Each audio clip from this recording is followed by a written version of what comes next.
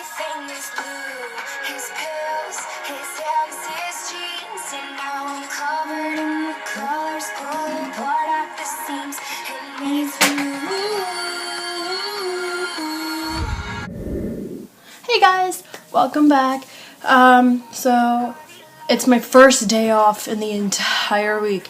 Holy fucking shit. I've been up since 6 in the morning trying to get ready for work at 7 because I need at least an hour, us girls.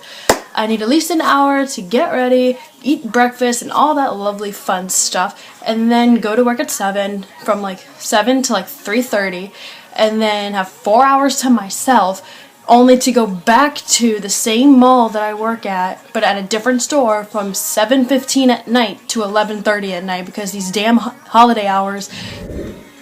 Storytime at the time that I went to a lunatic luau back in 2015, May 1st, motherfuckers, you know it. So yeah, it all starts with one, it was on a school day, and of course my mother would not let me ditch school. So what I did is I went to school, had a normal day. My best friend, on the other hand, shout out, my best friend ditched school because we all know she was already emotionally unstable to even do school because her favorite band of all time was coming down. And, well, I bought my own ticket because I couldn't risk missing that. Come on now, it's like an entertainment show when she's like all wound up like that. Sorry, girl. But even she knows she gets really entertained with that. The bands that were coming was The Pretty Reckless, Halestorm, Papa Roach, Slayer, Godsmack, all of the good bands. I only went for like 3 bands, so I saw them all, so I was okay with the rest of the night. And well, yeah, that's basically how the Lunatic Luau lineup was. It was at this outside arena. Crap, where was it at? I forgot where it was at, but it was in Virginia. So it was back in Virginia where I went to high school and went to all this lovely concerts and hung out with people. And after school, I waited on my best friend's mom for like at least an hour and a half, if that. We got there, she picked me up by like 5:30. We got there by 6, if we were lucky. Got in there. Luckily, the security person at the front was letting me in with my iPad because that was the only camera access I had because I had a crappy phone. Because I didn't have any money for an iPhone, which I do now. So we went there, which, oh my god. First of all, the weather was horrendous. It was horrendous. It was rainy and cold and muddy. You would expect a spring weather from May. But Virginia is also a bipolar state to begin with, so we had a rainy, horrendous, cold, wet day. Luckily, I had rain boots and a really heavy jacket. Well, not heavy, but heavy enough to keep me warm and stuff like that from the rain. I had lawn tickets, so I couldn't really see Papa Roach or Halestorm so close up.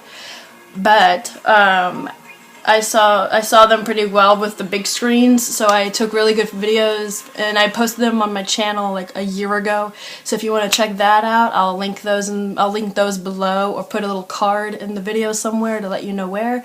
I saw Papa Roach first, and they were really good. Like I got some really good video of them singing Scars and Last Resort, because we all know they were gonna sing Last Resort anyway. I was pretty much babysitting this freshman that knew me from the same high school, so her mom kind of met me and was like, you know what, I trust you with my daughter. Watch her, make sure she doesn't do crazy crap. I was like, alright, I got you. That's it. She cracked me up. She left my side, okay, for like 2 minutes, came back after she was like, I touched him, and she was like, she meant by she touched the lead singer of Papa Roach during the performance when he was going into the mud pit or whatever, and she's like, I touched him, oh my god. And only my friend would know who I'm talking about because she met them and all that crap, but they're all anonymous names because why not. But that was Papa Roach. I was pretty much singing, I tear my heart open, saw myself shine. My weakness is that I care too much. So yeah. Then I saw Halestorm, and thank God I had a second chance singing them Closer up in Norva like months later. But basically almost a year later. and I saw Halestorm live, and they were playing like I Miss the Misery and all their new stuff and all their fun, energetic crap. And I had a fantabulous time. Rock and roll, bitches. And I also saw the Pretty Reckless live, which is my best friend's home band because she's obsessed with them. I'm pretty sure she's still obsessed with them to this day, even after she saw them live, but you never know anymore with your music taste growing up. But I'm pretty sure she's still obsessed with Taylor Momsen, okay? So she actually got a meet and greet pass to meet Taylor Momsen, and I made it just in time for her. Well, actually, I made it right after the fact that she met them. So I met her crying. I met up with her crying her eyes out hysterically, and she was just like, I can't breathe. I met her. Oh my god! I'm just like, oh my god, you met her. Oh my god! And she didn't even have to tell me. I already knew. By the look of her tears and how she was staring at Taylor Momsen, like she was just in love with her. Yeah, I was like, oh my god, you met them, come here, come here. Yeah, my ex-boyfriend at the time was there and he witnessed the entire thing to the where she was like, he asked me like, are you okay?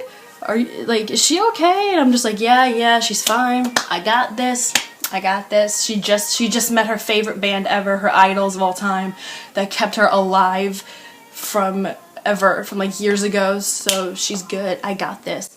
Her own boyfriend at the time, her ex-boyfriend now, he understood the fandom, but he didn't completely understand the obsession. I wouldn't even call it an obsession because it's more like a fascinating love for the people, because I have a really deep connection with Juliet Sims and Andy Biersack, as everyone should know. I pretty much based my entire channel off of those two people. I did a lot of their covers and stuff like that. But after the meet and greet, we saw them live. This one I was able to see fourth row close up. You got a better video of them, and I'll link that below. So I pretty much saw really good bands live, and after that, my main reason for going anyway, because I wasn't going to go in the first place, didn't really care for it. I only wanted to go because I needed to be there for my best friend and my ride or die sister at this point. So I was like, I'll go for her. It was only $20, so waste $20 on a fun concert, you know what I mean? And once I saw her happy and crying out of tears of joy, I was good for the night. I didn't give a shit about the other bands. I didn't care who was there. I was done. I was good. I got myself a t-shirt, and it's Lunatic Luau 2015 from the radio station over there that ran the whole thing.